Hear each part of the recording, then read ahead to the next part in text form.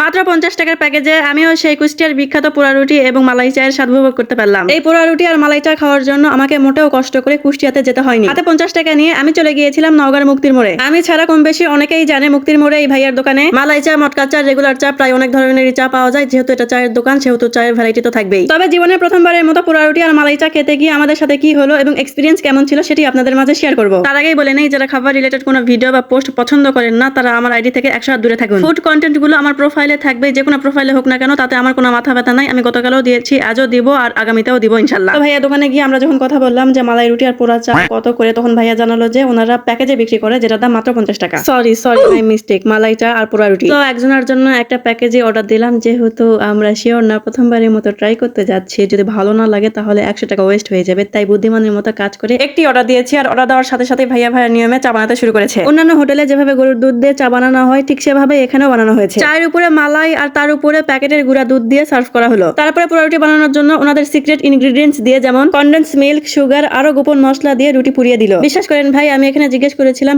রুটির গায়ের উপর কি মাখানো হয়েছে। উনি বলেছে চিনি আরো অন্যান্য গোপন মশলা। যাই হোক, আমি অনেক শাই পারসন, তো এই জন্য এত ডিটেলস এর ভিডিও আমার দ্বারা সম্ভব হয়নি। যতটুকু পেরেছি অতটুকুই ভিডিও আমি করেছি। এখন বলি, চা বানানোর পর এত তামঝাম করতে গেলে গরম চায়ের 50% গরম শেষ হয়ে যাচ্ছে, মানে ঠান্ডা হয়ে যাচ্ছে। যারা আমার মতো হকললিতে গরম গরম চা ঢেলে অভ্যস্ত, তাদের এটা তো মোটেও ভালো লাগবে না। আর আমাকে পোড়া রুটি আর মালাই চা সার্ভ করার সাথে সাথে যতটুকু গরম ছিল, আমি ভিডিওগ্রাফি আর ফটোগ্রাফি করতে করতে অতটুকু গরমও খেয়ে ফেলেছি, মানে পুরো ঠান্ডা হয়ে গিয়েছে। যার কপাল পোড়া তার নাকি সব জায়গাতেই পুড়ে যায়, তাই বলে আমার দেওয়া পাউরুটিটাই এত পুড়তে হবে? যাই হোক, টেস্ট করে দেখি কেমন হয়েছে। গোটা পাউরুটি আমি এতটুকু চাই কাপের মধ্যে ঢুকিয়ে অর্ধেক চা আমি ওয়েস্ট করতে পারবো না। আমি অপচয় পছন্দ করি না, তাই পাউরুটি ছিঁড়ে ছিঁড়েই খাচ্ছি। অনেস্ট রিভিউ বলতে, আমি কুষ্টিয়ার অথেন্টিক পোড়া রুটি আর মালাই চা খাইনি, তাই এটা খেয়ে বুঝলাম বাড়িতে বানিয়ে খাওয়াই ভালো ছিল।